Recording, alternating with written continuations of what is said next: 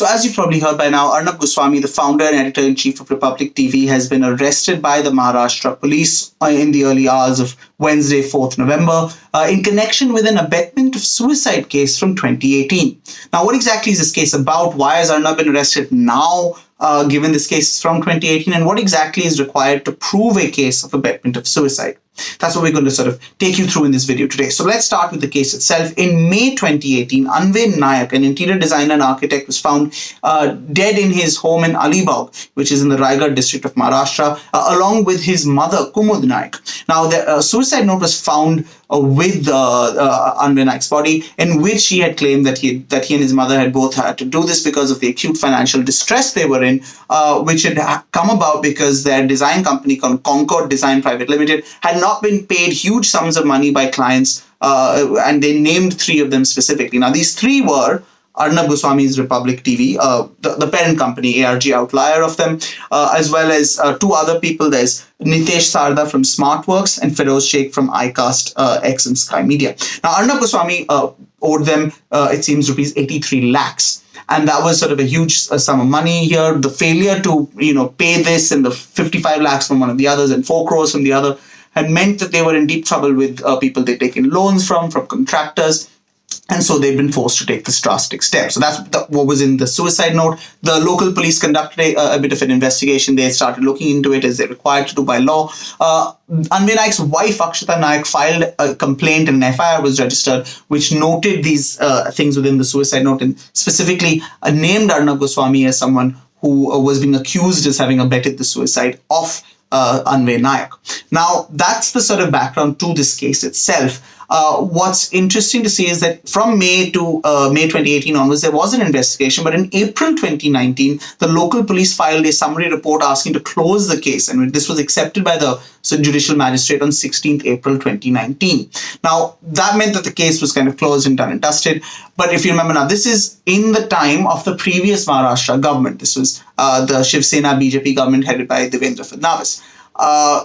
What we then see is by May 2020, the family of Anvay Naik, his wife Akshata and his daughter Adanya, have been making videos at various points of times. They've been putting on messages about how they want justice, how things aren't going through here.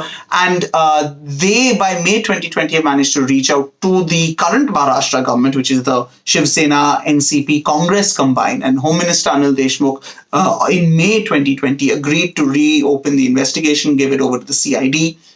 And that's sort of why this case has come back into the news and why Goswami was arrested, because the investigation is now looking at whether or not he actually made the payments, what happened. So he's been taken to Raigad, where the police want to question him and find out what's been going on.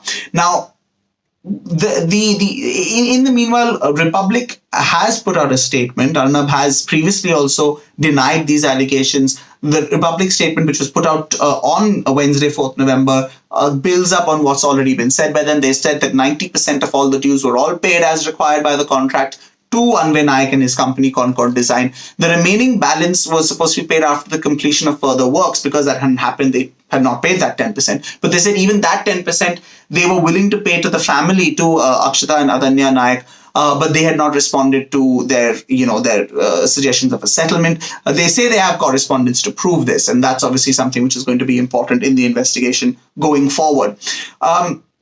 So that's sort of where the positions are. The police obviously need to now try and find and get to the bottom of this. Now, this is where we have to now look at what exactly is this charge of abetment of suicide. This comes in section 306 of the Indian Penal Code, which talks about instigation or conspiracy or the aiding of a particular crime. And abetment of suicide is where you're sort of doing that to sort of instigate someone to take their own life. Now, this isn't just as simple as it may sound, like just anything cannot count as abetment of suicide. If we look at the Supreme Court's jurisprudence, there is a landmark judgment from 2011 which sort of sets out what is required to prove a charge of abetment of suicide. And I'm going to read out what it says there.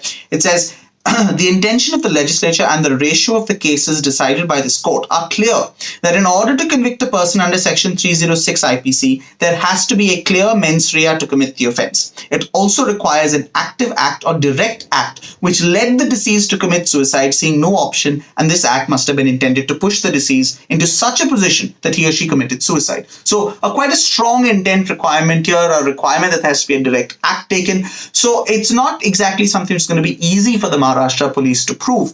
Now, this case, of course, has got nothing to do with the Mumbai police's other cases against Goswami, whether it's the TRP case, the Palghar and Bandra coverage cases, the claims that they're sort of vilifying the Mumbai police. This is entirely separate. So this is to be looked at purely from this point of view. Did Goswami not pay the money? When he didn't pay the money, was he? If it's proven that he didn't pay the money, did he know what was going to happen to Anvay Naik, the kind of trouble he was going to be in? And even if that is proven, going by this very strict standard, it may turn out that he's not going to be found. There isn't a successful case to be made for abetment of suicide. There are some more recent cases of the Supreme Court. So this one, which we talked about, was a Madan Mohan case from 2011. There are some more recent cases which have looked at a slightly more diluted standard, but that's something which we'll have to see what the courts decide to adopt here. We'll have to see what kind of evidence comes out, and that all is going to require the investigation to go forward. So stay tuned to the Quint for all those updates.